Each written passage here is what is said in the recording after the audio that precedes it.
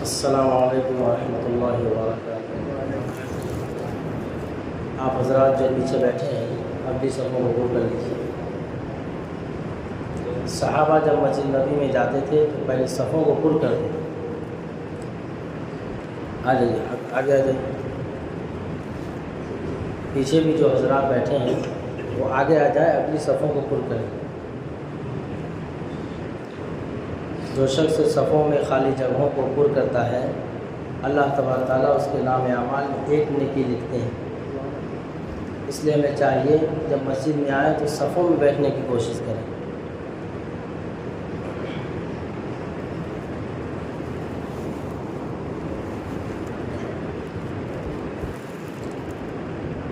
الحمد للہ وحدہ والصلاة والسلام علی من لا نبی بعدہ، اما بعد فقد قال اللہ تبارک وتعالی فی القرآن المجید والفرقان الحمید۔ اعوذ باللہ من الشیطان الرجیم، بسم اللہ الرحمن الرحیم۔ قد افلح المؤمنون الذین هم فی صلاتهم خاشعون۔ وقال تعالی فی مقام آخر، وقوموا للہ قانتین۔ آمنت باللہ صدق اللہ مولانا العظیم وصدق رسوله النبی الکریم ونحن على ذلك من الشاہدین والشاکرین والحمد للہ رب العالمین۔ سبحانک لا علم لنا الا ما علمتنا انک انت العلیم الحکیم۔ رب اشرح لي صدري ويسر لي امري واحلل عقدة من لساني يفقهوا قولي۔ اللهم صل على سيدنا مولانا محمد وعلى آل سيدنا مولانا محمد وبارك وسلم۔ بزرگان محترم، عزیز ساتھیوں،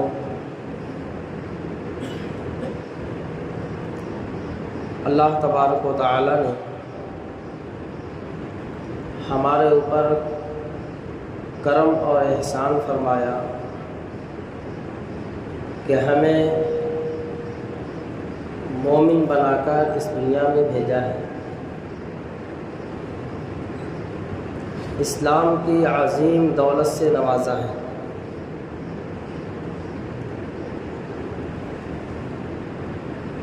دنیا اور آخرت میں سب سے قیمتی دولت اگر کوئی ہے تو وہ اسلام ہے، ایمان ہے۔ اس سے بڑی دولت کوئی ہو ہی نہیں سکتی۔ ایک آدمی ہے، بڑی کمپنی کا، بڑی فیکٹری کا مالک ہے، کئی بنگلے اس کے پاس موجود ہیں، سفر کرنے کے لیے سواریاں، بہترین گاڑیاں موجود ہیں، مانو ہوائی جہاز اس کے پاس ہے، اس کی خدمت کے لیے خدام، نوکر چاکر موجود ہیں۔ جب اس کو کسی کھانے کی طلب ہو تو وہ کھانا حاضر کرنے کے لیے اس کے نوکر موجود ہیں۔ تو فرمایا لیکن دنیا کی ہر ایک سہولیات کا سامان اس کے پاس موجود ہے، لیکن اس کے پاس ایمان اور اسلام نہیں ہے۔ فرمایا ایسا انسان کنگال ہے، اس کے پاس کچھ بھی نہیں،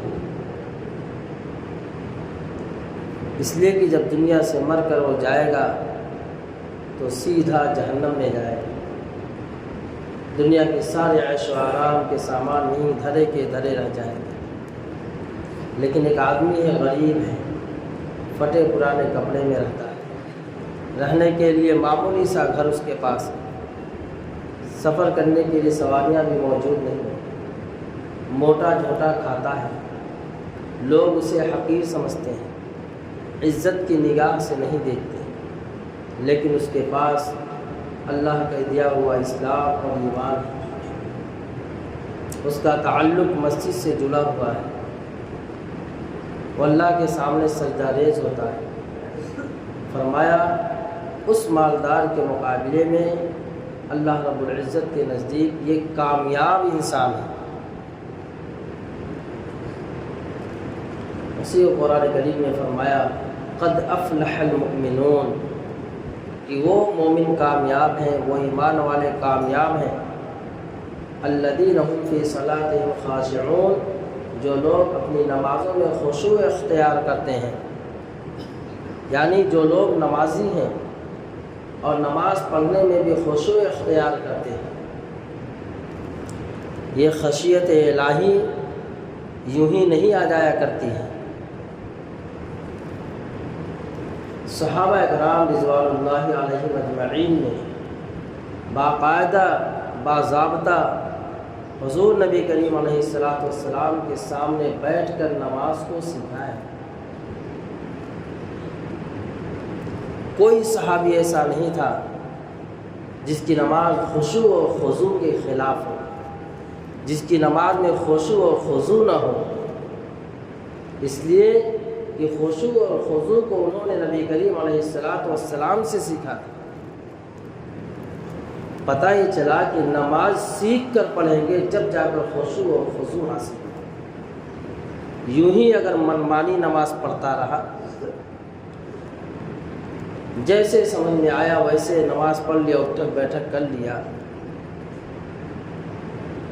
تو نماز تو پڑھ لیا، ذمے سے فریضہ ادا ہو گیا، لیکن نماز سے حاصل ہونے والے جو نتائج تھے، جو مقاصد تھے، جو انوار و برکات تھے، جو اللہ کا قرب حاصل ہونا تھا، اس سے وہ محروم ہو رہ گیا۔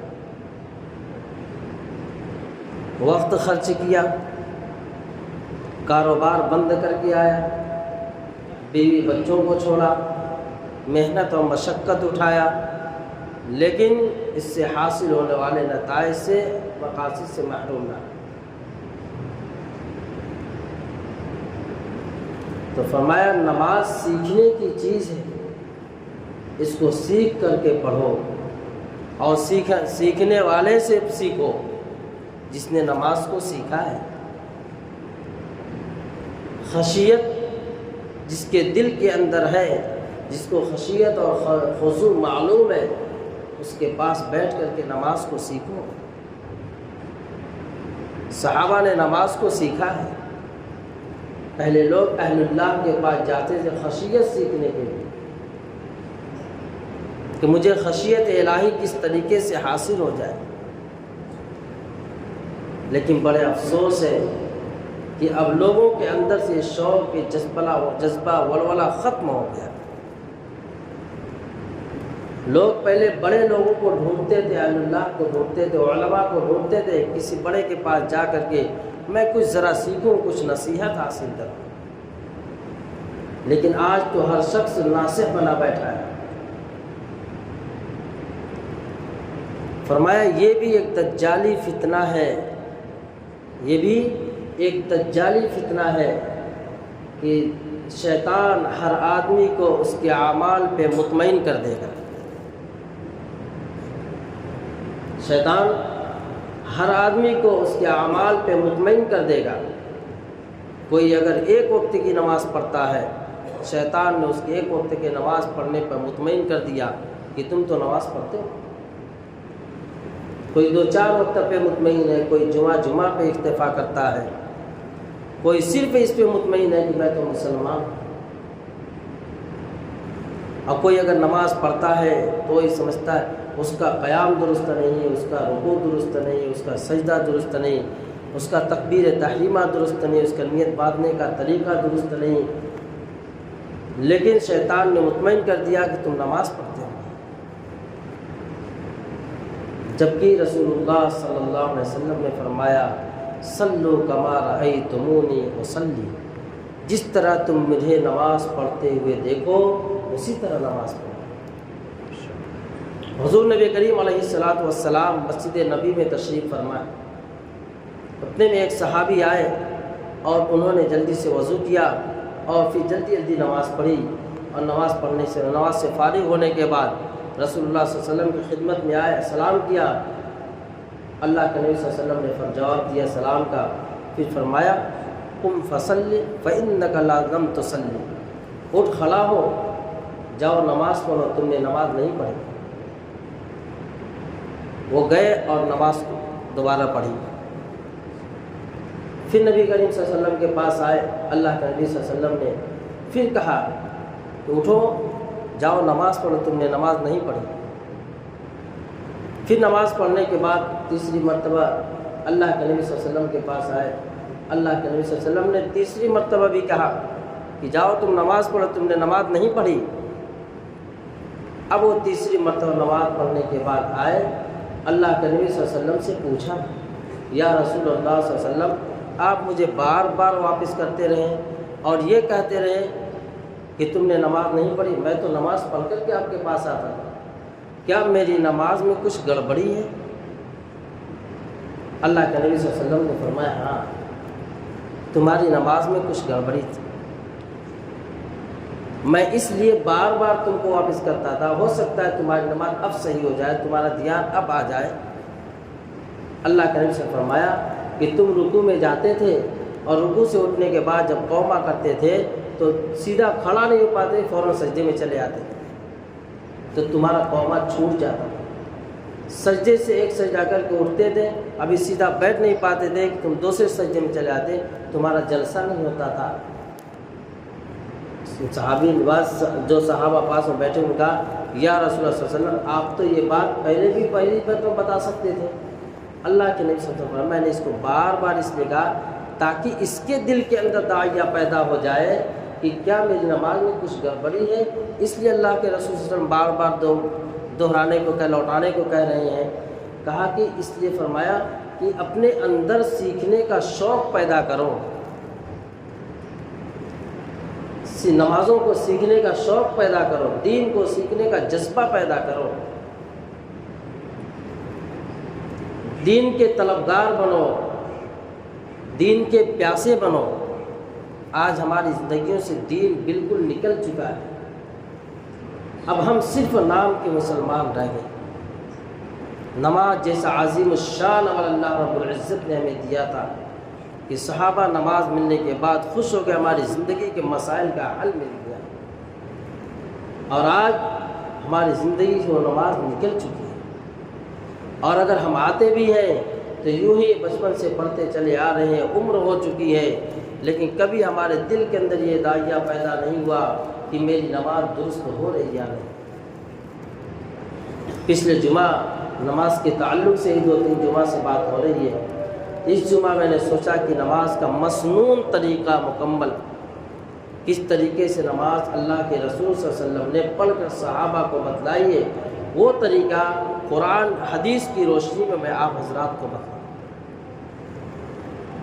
کہ رسول اللہ صلی اللہ علیہ وسلم کے قیام کا طریقہ کیا ہے۔ صحابہ فرماتے ہیں ہم نے رسول اللہ صلی اللہ علیہ وسلم کو نماز پڑھتے ہوئے دیکھا ہے، پھر صحابہ نے بیان تابعین کو سکھایا، تابعین نے تابعین کو سکھایا۔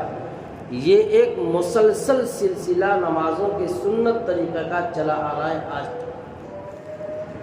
یہ اور بات ہے کہ ہمارا دھیان کبھی اس طرف گیا نہیں، ہم کبھی سیکھے نہیں، اس لیے نمازوں کو سیکھ کر کے پڑھو۔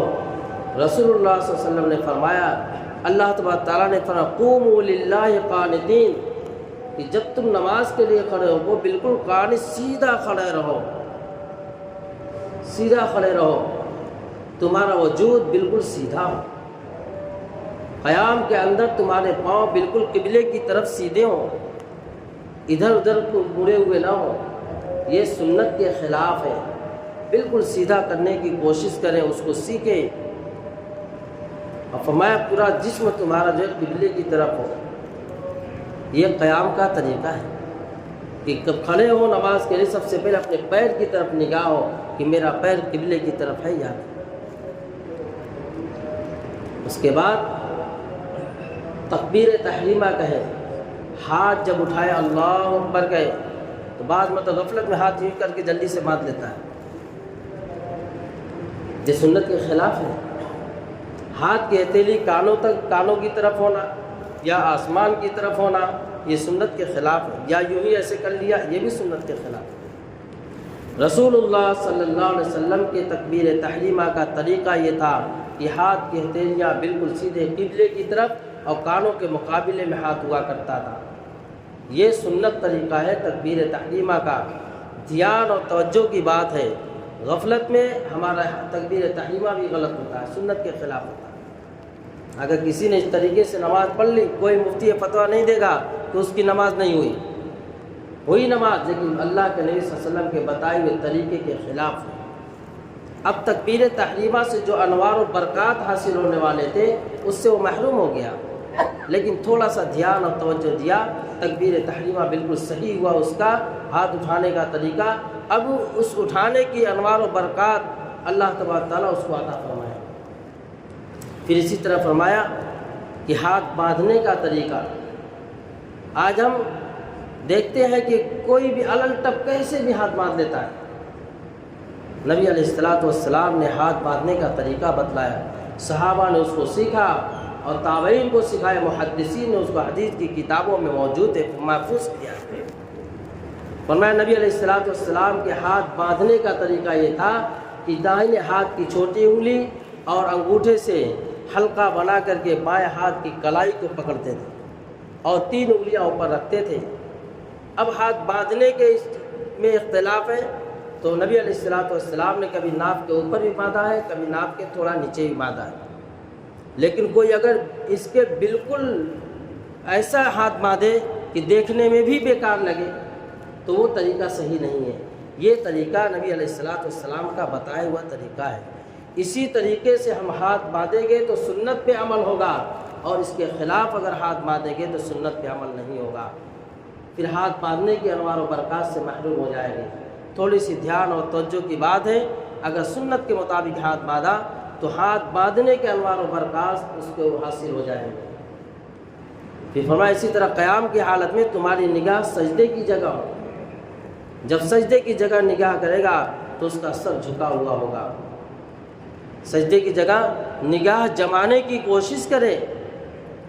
فرمایا رسول اللہ صلی اللہ علیہ وسلم، جو شخص جس نے نمازوں کے اندر اپنی نگاہوں کی حفاظت کر لی، اللہ تبارک و تعالیٰ باہر اس کو بدنظری سے حفاظت فرمائے گا، باہر اس کو بدنظری سے حفاظت فرمائے گا۔ پھر اب اس کو قرأت کرنا ہے، سبحانک، ثنا پڑھنا، سبحانک، ایک ایک لفظ کو صحیح طریقے سے ادا کرنے کی کوشش کریں، تجوید کے ساتھ پڑھنے کی کوشش کریں۔ نہیں پڑھا لکھا ہے تو مسجد میں آ کر کے، مکتب میں جا کر کے، یا کسی عالم کو، کسی حافظ قرآن کو پکڑے اور اس سے اپنی تجوید کو صحیح کرے۔ عربی الفاظ ایسے ہیں، عربی لغت ایسی ہے کہ اگر الحمدللہ میں ہا بڑی ہا ہے، اگر بڑی ہا کی جگہ الحمدللہ چھوٹی ہا پڑتی، معنی بدل گیا۔ معنی کے بدلنے سے کبھی کبھی ایسا ہوتا ہے کہ اگر معنی نیکی کرنے والا ہے اور الفاظ حروف کی ادائیگی میں تبدیلی آ گئی تو برائی کی طرف تبدیل ہو گیا۔ اس لیے ہمیں تجوید کو سیکھ کر کے ہمیں نماز پڑھنی ہے، سیکھتے رہیں، پڑھتے رہیں۔ بالکل بہت آسان طریقہ ہے، یہ نہ سوچیں کہ ہم اس طریقے سے کیسے پڑھ لیں گے۔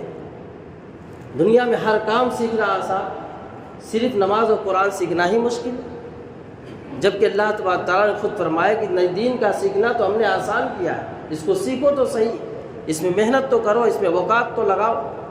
پھر فرمایا قیام کے بعد رکوع کا مرحلہ آتا ہے۔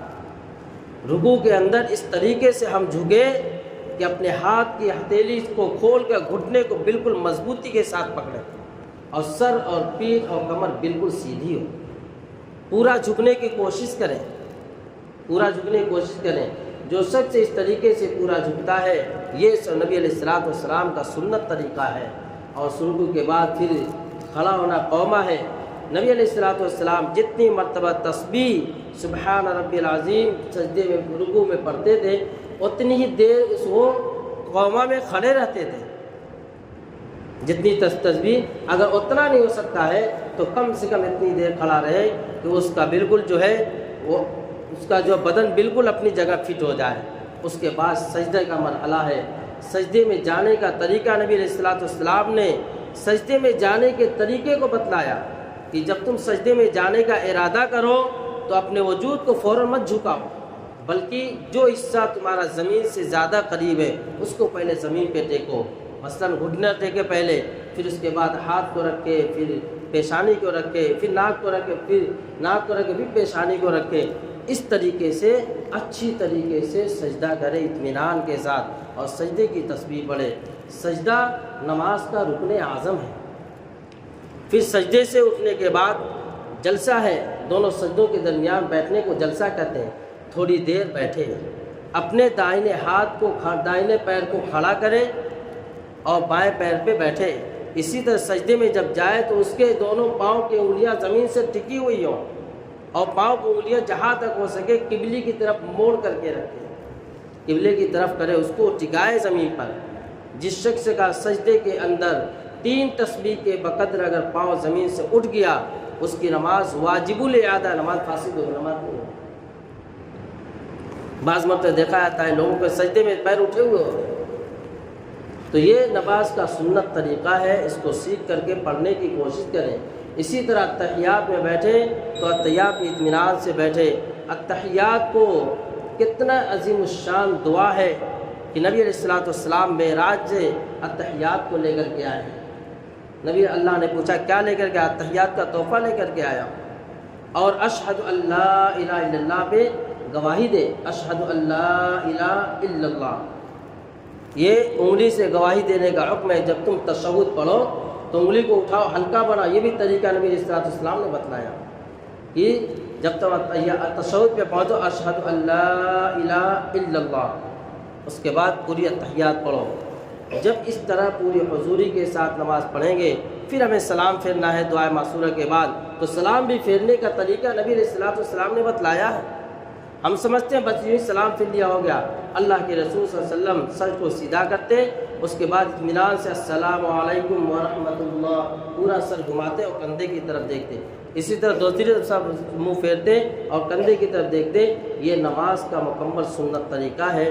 اللہ تبارک و تعالی ہمیں اس کو سیکھنے کی، اس پر عمل کرنے کی توفیق عطا فرمائے اور سنت کے مطابق